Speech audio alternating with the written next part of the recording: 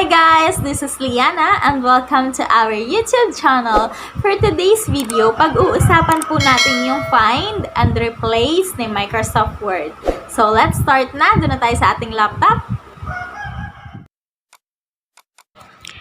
So ayan, katulad ng nakaraan, open lang ulit ako ng sample text. And then Control F tayo sa ating keyboard para mapunta tayo sa navigation.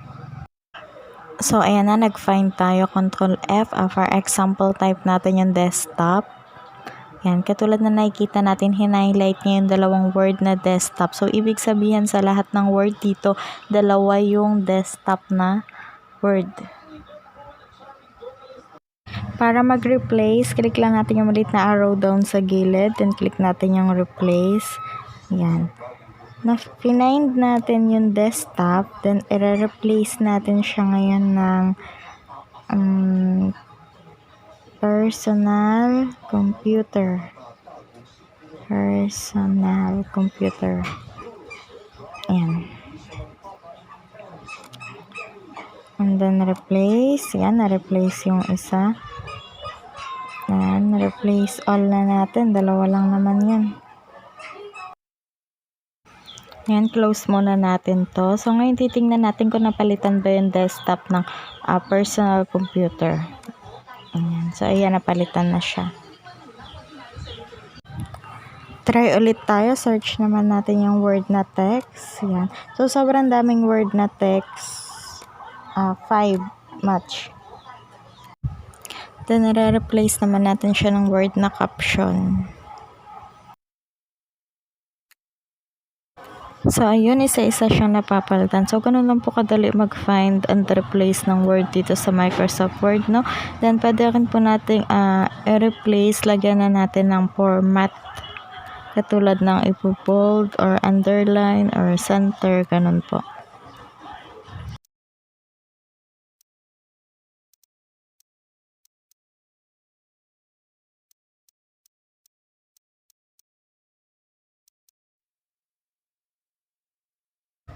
Ngayon po, testing natin na i-find natin yung word na use na naka-bold, italic, and underline. Pa-find natin yan.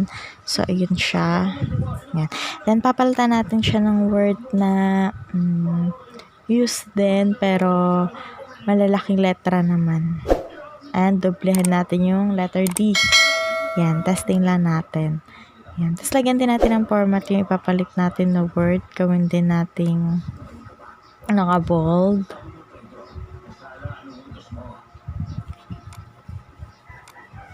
So, replace. Yan. Tingnan natin. So, ayun, no? Ayun na po. Oh, na-replace na siya. Kita natin naka-all caps na yung use. Then, dalawa na yung D. Yan. Naka-bold pa din. Ngayon naman po, Control F ulit tayo, then search natin yung word na caption. Ayan, caption or captions, lalabas po yun. Then, replace naman natin siya ng word na text or text/caption. Then, gawin nating bold. Kinlik ko lang po yung Control V para ma-bold and Control U for underline. Tinuro ko po ito dun yung keyboard shortcut sa previous video ko po. So, ayan, replace natin siya.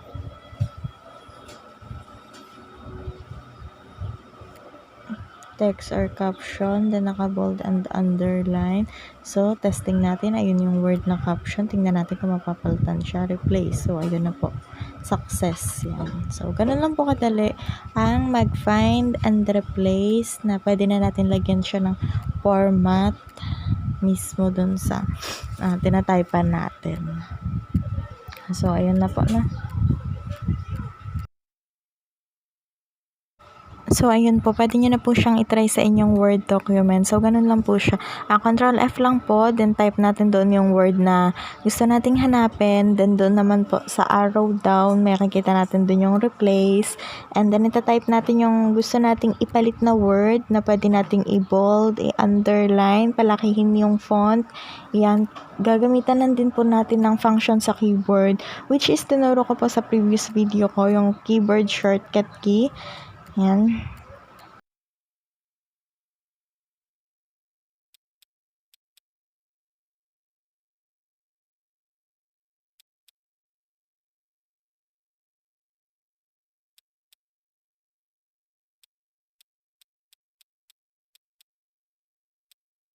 Thank you so much for taking time to watch this video, and sana may naitulong itong video na to sa inyo. Kung meron po kayong tanong or suggest, pwede nyo po yan i-comment sa ibaba. Sobrang ma-appreciate ko po bawat comment doon. So sana po mag-i-comment nyo po. Huwag po kayong mahihiya kung meron po kayong tanong or meron po kayong gustong sabihin. Ayan, comment nyo lang po sa ibaba. And kung bago lang po kayo nakapanood ng video ko, kung bago lang po kayo dito sa channel ko, please consider subscribing dito po sa ibaba. Ayan. Meron po siyang subscribe button. Click nyo po yun. Katabi po nun merong bell. Tap nyo po yung bell para notify po kayo on my next video upload. Maraming salamat po. God bless you!